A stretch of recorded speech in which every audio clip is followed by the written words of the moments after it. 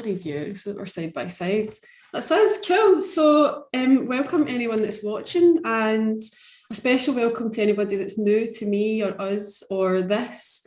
And if you're struggling today, then you're definitely watching the right thing. So thank you very much for choosing this over all the millions of things that you could be doing today.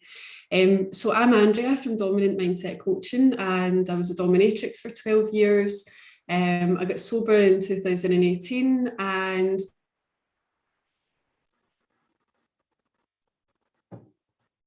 now I'm a confidence coach. And introduce yourself and let everybody know who you are and a bit about you. My name is Maria Tecce, and I am a public speaking and voice coach. So I coach business professionals and powerful women. I think you froze. Oh, did I freeze there?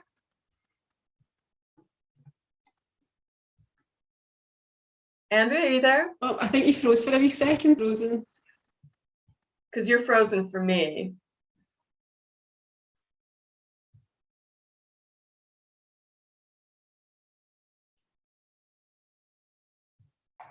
Yeah, move about so I can. No, you're froze. Are you back? You're there. Yeah, did I freeze for you because you were frozen there for me? Yeah, just for a moment there. Right, cool. Okay. So back to you. So if you introduce yourself and a wee bit about you. My name is Maria Tecce. I am a public speaking and voice coach. So basically, I help business professionals and powerful women to feel, look, and sound like $1 million when they go to speak and communicate and present themselves, whether it's creating videos for your social media, whether it's that TED Talk you have coming up, or whether it's having a high stakes meeting with a client or giving a presentation. Amazing. Yep. Excellent, cool. And I mean, right away, you're an amazing speaker. Like the presence that you've got on camera is just like amazing. So good. So what do you think? You mentioned powerful women, and that's one of the people that you coach, but what do you think makes a woman powerful?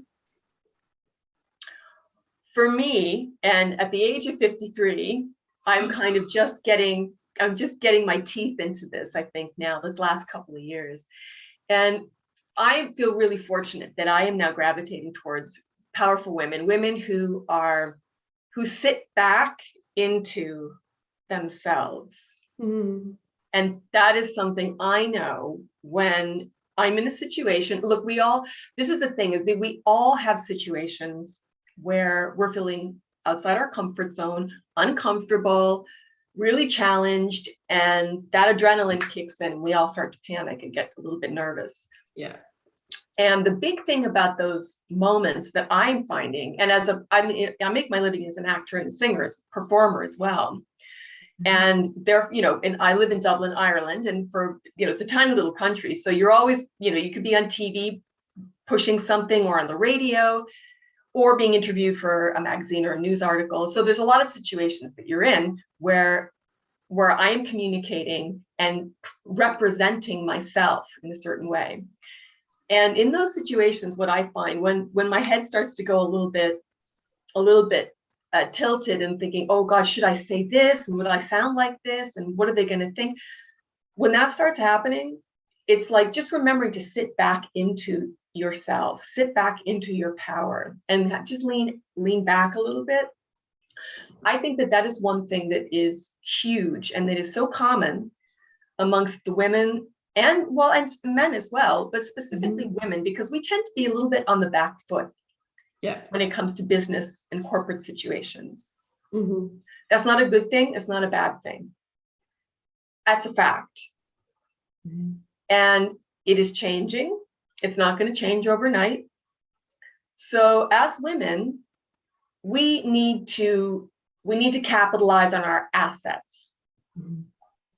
And as women, we are connected very deeply in that lower belly, that very deep place of power and groundedness. Mm-hmm. And I think as women that we've got like a superpower, and that is we are very connected with that place for a lot of reasons. Yeah. Whether it's physically, physiologically, spiritually, whatever. And what I find is when those, the power, the women that I coach, a lot of them are at senior executive level, or they run their own companies, they're CFOs or CEOs. And they have the same fears, doubts, and insecurities as anyone else that I coach. Mm. And I think that is a great leveler of this kind of this work, this voice work, the public speaking work.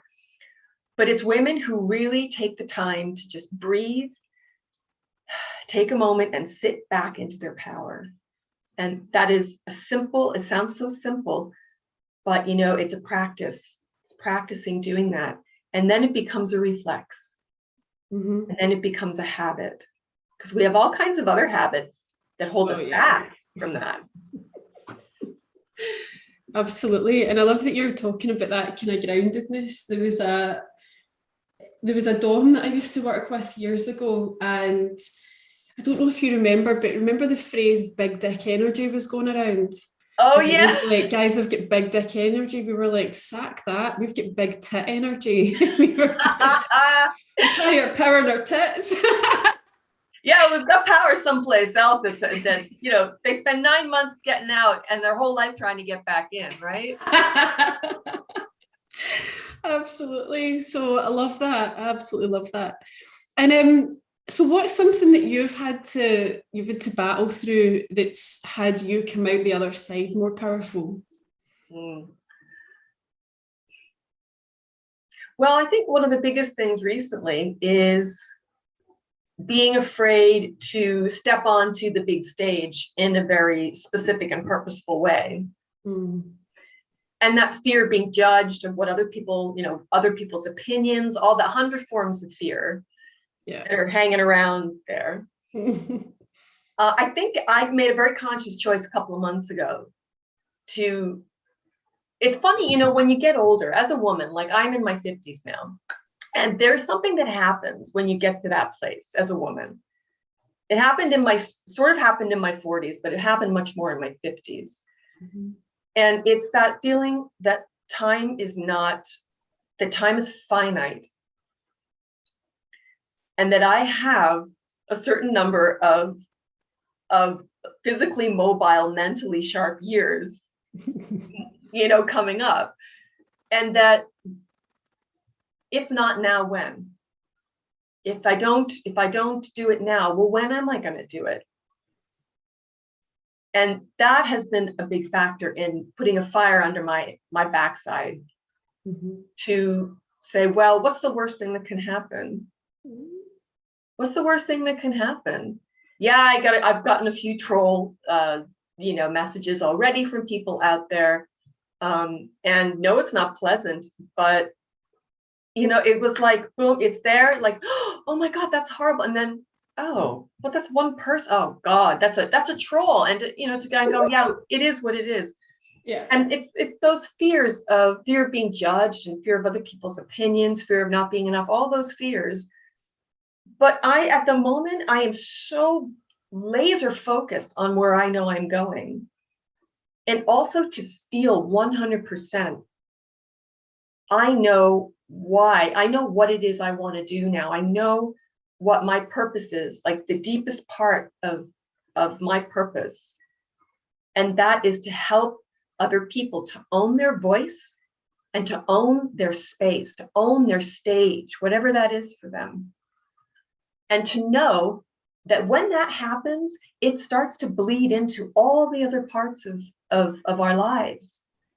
Our communications with the people that we love, communications with our partner, communications in our business, but also in our personal lives and the people around us and how we show up for them.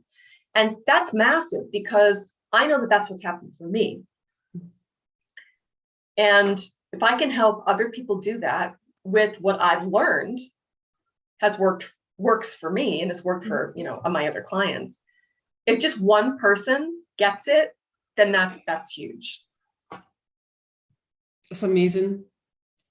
And I totally get what you mean about like stepping into this and stepping into that power, because I remember when I first started coaching, I found it easier to tell people that I was a dom than I did to tell people that I was a coach. And you, like most people on the outside would probably think that would be the other way about, like when you tell people you're a dom, like, but I found that easier to tell people than to say I'm a coach. And there was something that someone said to me recently, and it really stuck with me. And it was when you were saying, if not now, when? But the phrase that I heard was, what are you saving it for? Oh, yeah. Yeah. What are you saving? All that love, all that generosity, all that passion. Yeah. And people are terrified. Actually, it's funny. I find that people are so afraid of letting go of their opinions about themselves too. Oh, fuck yes. Yeah. And just kind of go, well, and this whole thing about, yourself, there's a huge buzz now in the corporate world around heart-based this and heart-based that. And they're only just copping on to the fact that if you don't allow yourself to be with your audience, and that is in the sense of, I'm a human being talking to a group of human beings, of one human being or 10,000 human beings, depending what you're doing. But it doesn't, the impulse doesn't change for being a human talking to other humans. Yeah. And to give it all and leave it all on the stage, not walk away taking anything with you. Mm-hmm. It's a massive step for a lot of people, but it doesn't happen, yourself, it doesn't happen in one step. Yeah. It's a lot of steps, and you fill up your arsenal of weapons, you fill up your toolbox. So you've got that ready to go every time you need to do speak at a conference or create a video for your Instagram or whatever it is. It was like, and you remind me of a story. I've got an aunt, and I remember when I first started doming, we sat and had a chat, and I was like a little bit concerned about, people are going to find out, and it's a bit more out there than when I was a stripper, and like, because you go into the club and you leave the club and that's it, right? Nobody really knows, whereas this is like out there, it's on the internet, it's in directories, it's on websites. And I was a bit concerned, and my aunt, who's always been a real bold character, the bit of advice that she gave me right back at the start, I've just carried with me my whole life. And she said to me, it's all in your delivery. It's all in how you say it. Because if people ask you what you do and you look at your feet and you act like you're ashamed, they're going to think it's something shameful. But if you look them dead in the eye and you tell them what you do and you act like you're proud of it and that there's nothing to be ashamed of, then they won't see it as shameful, and they'll probably be quite interested, and you'll get less negative responses. And so I thought, okay, that's what I'm going to do then. And that's what I did. And I had other doms telling me, keep it quiet, change your name, don't tell anyone, don't let people know, because otherwise you'll attract too much attention, you'll have the papers at your door, you'll have this and that. And I threw caution to the winds with that. And I just decided, well, if I'm hiding it, I'm telling everybody that it should be hidden. And so I decided to just be very out and proud. And I did newspaper articles, and I did TV work, and I got to meet some of the most magical people, and I got to do things that I never thought I'd ever be able to do. Mm-hmm. And I still get terrified nervous when it comes to being on TV or doing things like that in the media. But I keep going back to that story. It's all down to my delivery. And if I go out there out and proud, then it gives other people the permission to do that too, because there is nothing shameful about being a dominatrix or any of these things. And, I was even given the advice off of a coach to say that perhaps I'm not fully into my coaching if I'm still attached in any way to that old life. But I'm like, who says I can't do it all? Who says I can't have everything? And I'm not sessioning anymore because I don't have to. Right? I'm coaching and I'm loving it, but I still have such a love and a fondness for the kink scene that I will still speak on behalf of people that are kinky, and I will still do media stuff. And if people do take umbrage or issue with that or think that I'm not committed as a coach, then they're not my people, and that's that. So So yeah, and I did a TV thing just recently for Channel 4, which I'm so excited about it coming out. And I got to talk about all my dating experiences as a dom and then after doming, and how, you know, being in the adult industry does follow you about. It doesn't matter if you leave, you still have to have those kind of conversations with people like, look, there's stuff on the internet about me that your parents might find out, or your brother or your sister or your pals. So I just want to prepare you for that. And if you've got any questions, then you can ask me. And I've been so lucky with the relationship that I've got now that he's just like, it's hilarious. Like there's nothing there that he's weirded out by or anything. So yeah. So it was good. So sorry, I'm digressing here. So what you were saying about the thing that you've come through to create more power for yourself, but what would you say are the main lessons that you've learned for yourself over life about power and how to create it and maintain it? I think one of the main things is that power is not something that you use, I guess I would say. Mm-hmm. And when I've been in situations, like I grew up in a house of a very abusive man. And for me, that was power.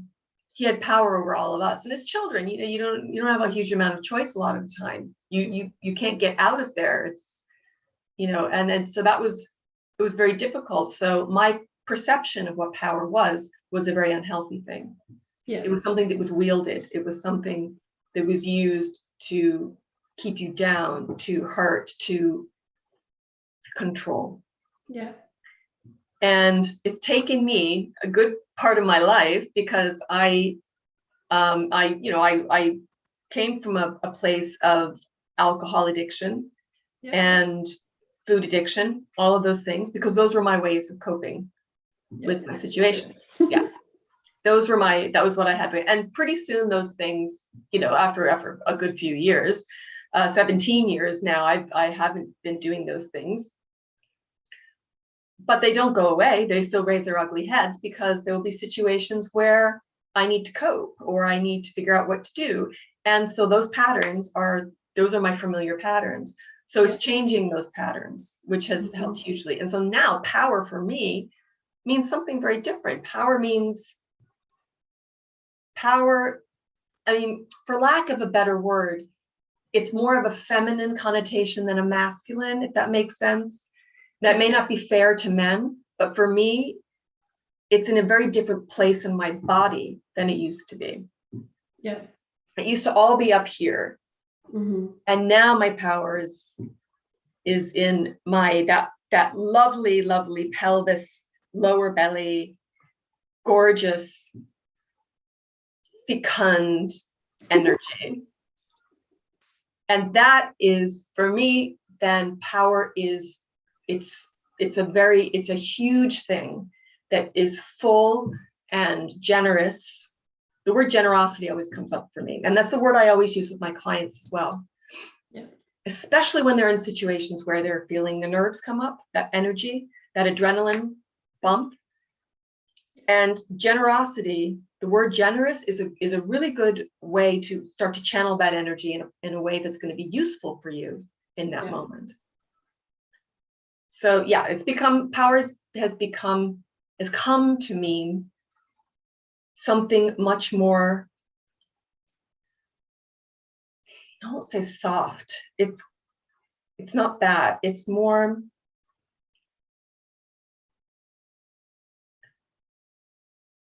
it's something that brings me together with other people rather than holds me above or apart from people. Yes, I get that. Yeah, power, I think for a long time so when I was a dom, one of the words that we used to get thrown at is we were weirdos. You're weird, you're seedy, you're weird. And in a way back then, 10, 15 years ago, what I started doing was taking back the power from that word. So I built on Twitter, Team Weirdo. So the people couldn't then say it to us like, yeah, we are. Okay, next, and then power, I think, has been almost a dirty word for a while, of like, because it gets conflated with control and it gets conflated with bullying and all of that kind of stuff, and a removal of rights or a removal of agency. Whereas for me, I think that power is about causing your life instead of just letting it happen, like going out and what do I want for myself and taking full responsibility for that and being effective and being efficient in our lives, in our relationships as well. And we all have innate power. We have that ability to just clear space between you and that person. And I think that's when we recognize that we've got that, then we can start to heal all these kind of bits around us that are causing us issues. Like for me, alcohol and food was definitely an issue for me. And also at one point, class A drugs. So I was going out and I was doing coke at the weekend, or I was doing pills, or anything to just get myself out of my head, because I felt so powerless in my own life that I had no control over anything, and that I had no control over myself and what happened to me. Whereas when I got that sense of power back, that actually I get to decide and I get to set those boundaries and I get to say what happens for me and how my life goes. God, that was the key thing that helped me just to put the booze down and put everything else down. And I thought, I don't need to escape anymore. Like I'm in charge. I decide, and I get to say what's going to happen and what's not going to happen for me. And it's almost like getting that power made me, and it doesn't mean that I go around telling everybody else what to do.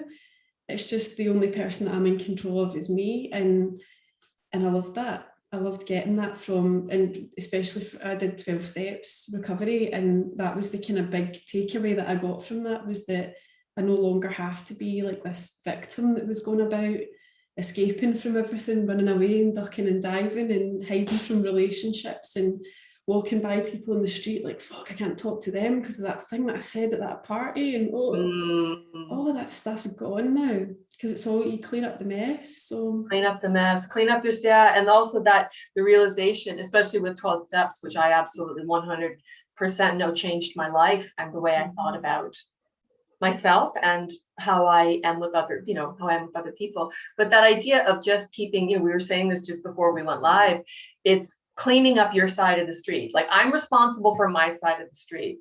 Yeah. Which is plenty to be getting on with. Yeah.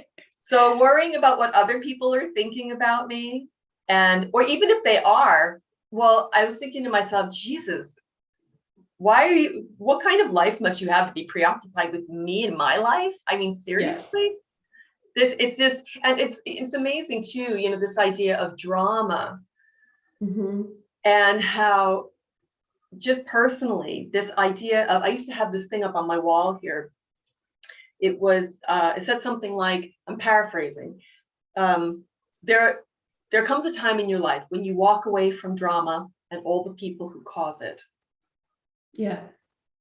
And I think because of the way I grew up, I felt most comfortable in the drama. Oh, me too. Yeah. Loved it.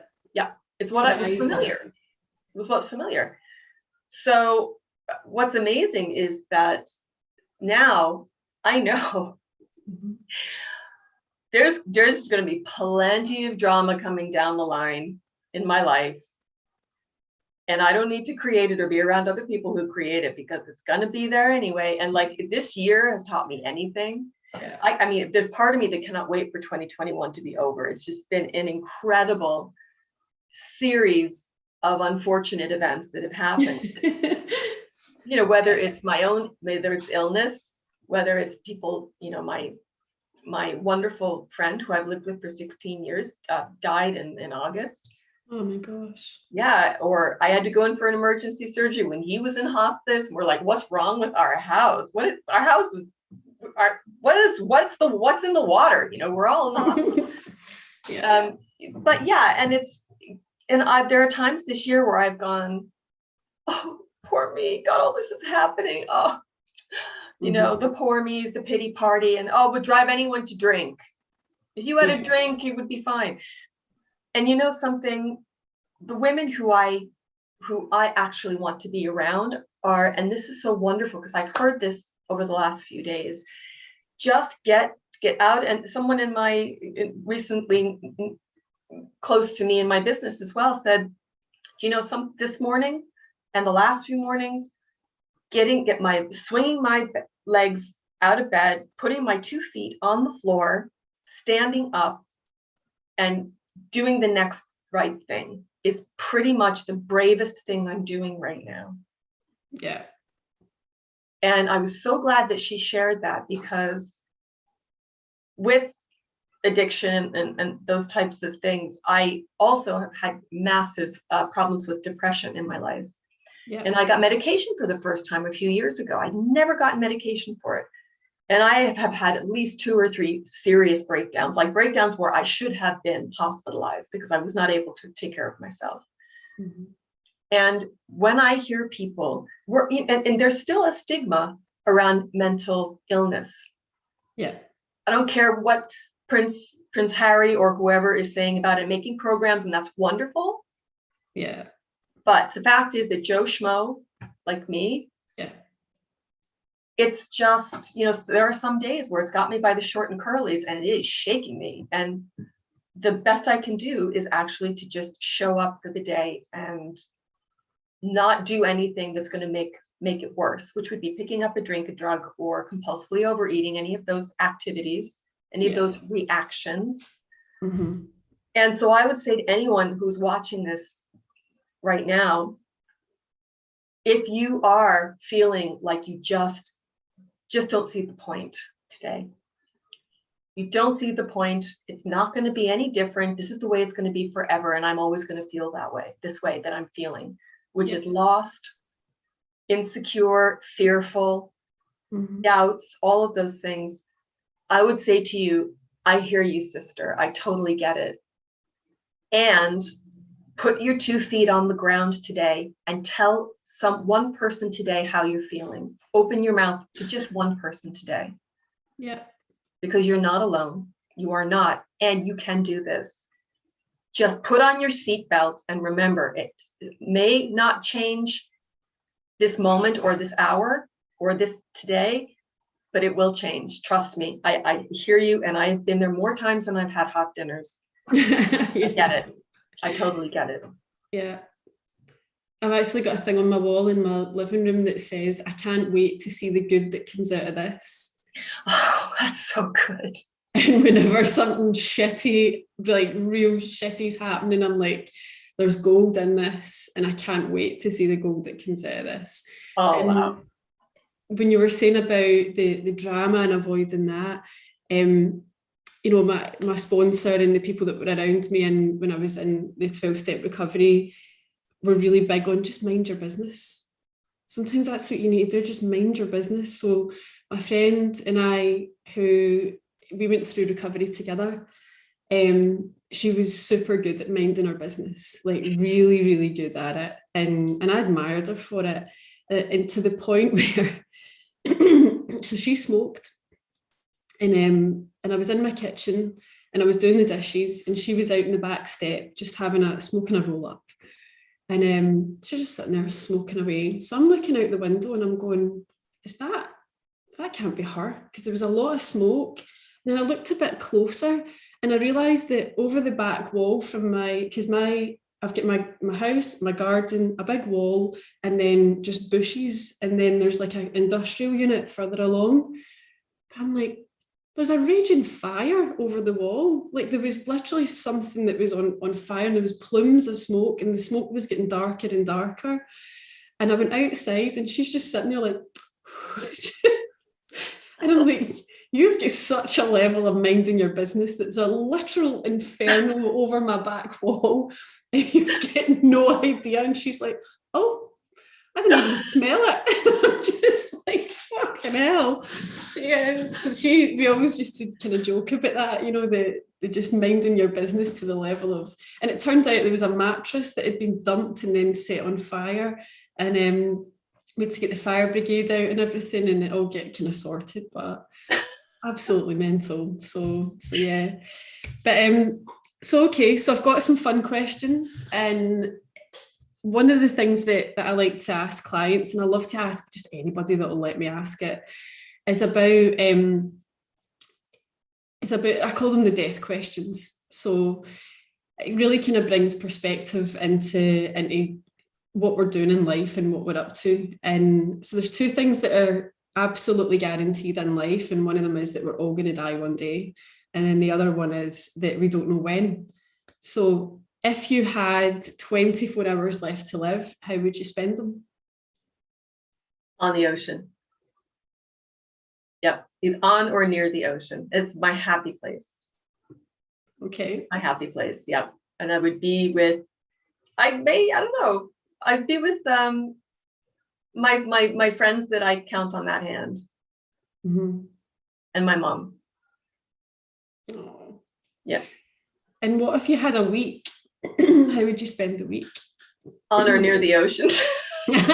More ocean. My happy place. Yeah, a week. And I would also include a lot of singing in there because it's one of the things that brings so much energy, and it brings a lot of energy and focus into the body when you sing. Yeah.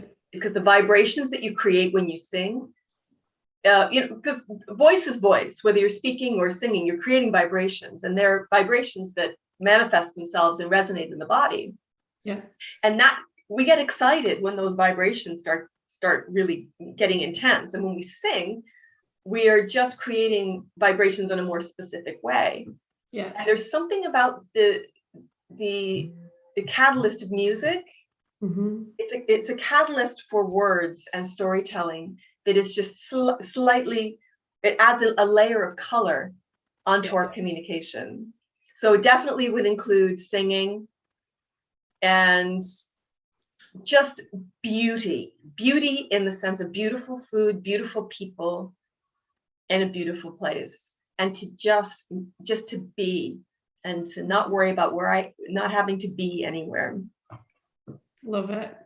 And what if you had a year? A year? Yeah.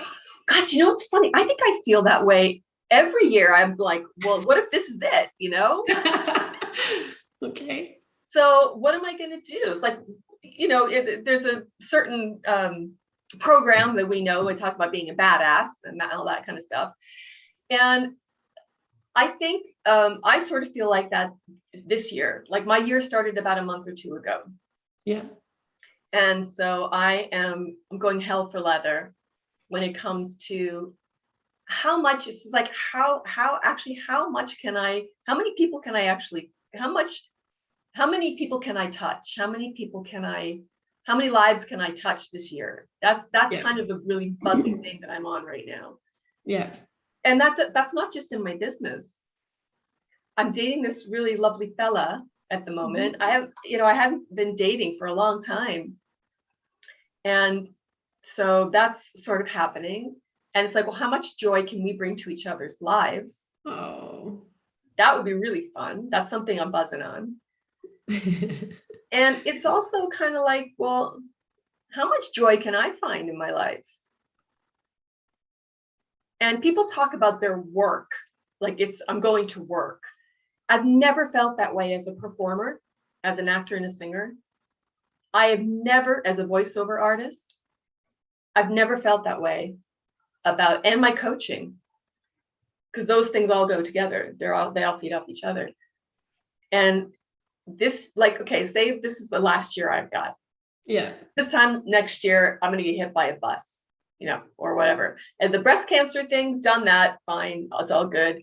Emergency surgery this year, done that, God, it's all good. I was like, keep throwing it at me, because But for a year, I say it's a year of yes, and it's a year of really investing in my health. And that goes for my mental health as well.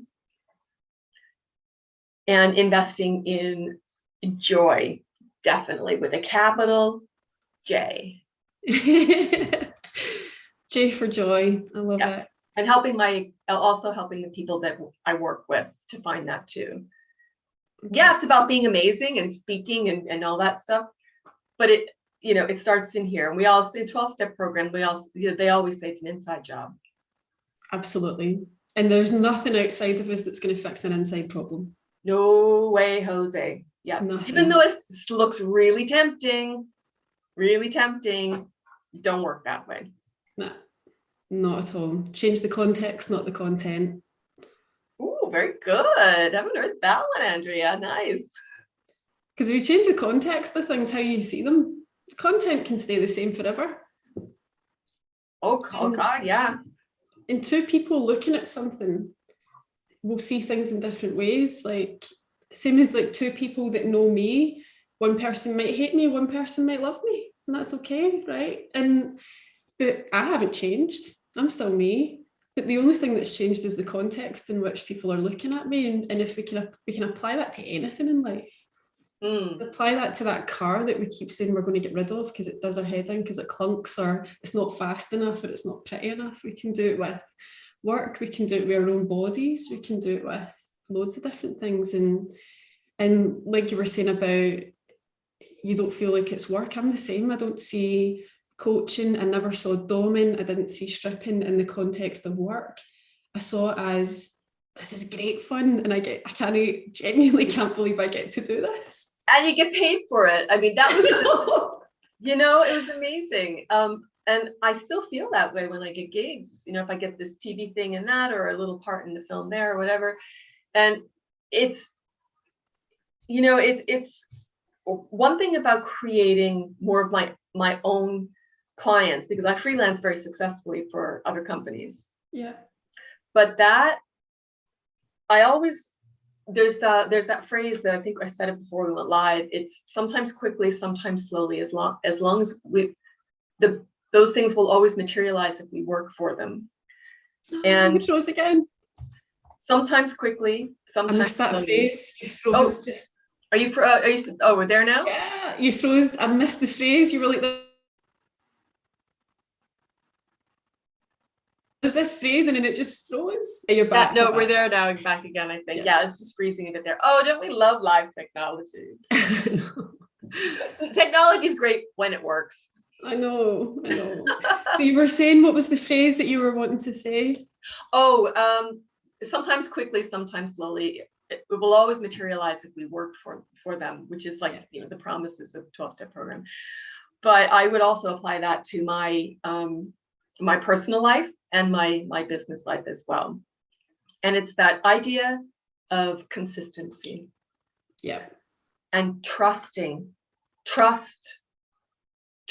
that if you keep showing up, if I keep showing up consistently, on a high vibration level,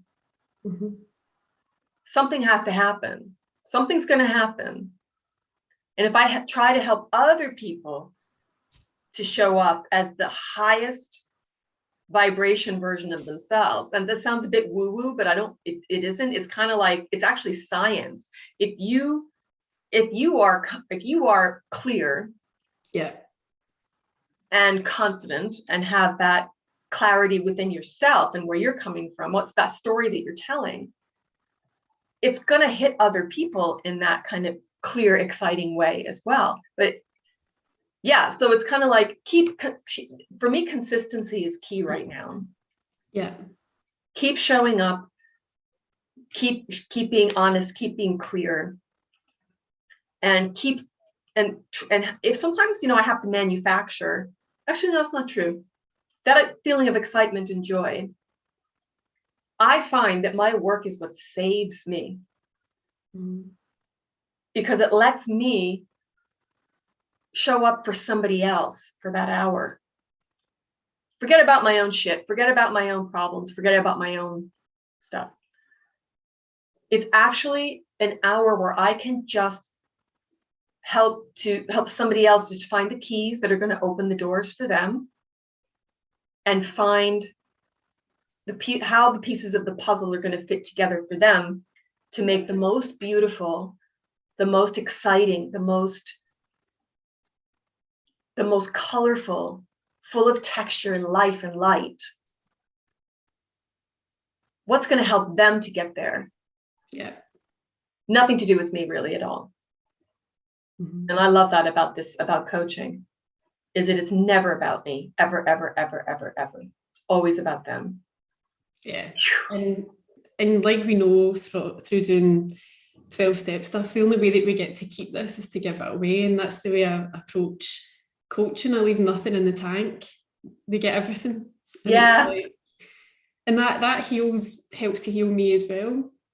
And I can, because I get to see what life could be like if I was to go back, and I get to see where I've come from, because I can see myself and other people as well, and the struggles that they're going through. And it's a brilliant reminder to just keep doing the work and keep moving forward. Oh God, yeah. Yeah, definitely. And like you said, it's not a one-time thing. It's not like, oh, you fixed it and then it's fixed. Like, no, this is a journey. Like, this is tools that you need to employ all the time. There's no magic wand, there's no magic fix. But there's mindset shifts. You can change the context, but you need to be the one that does it. You need to take that responsibility. So yeah. So any final advice for any women watching? Breathe. Don't forget to breathe.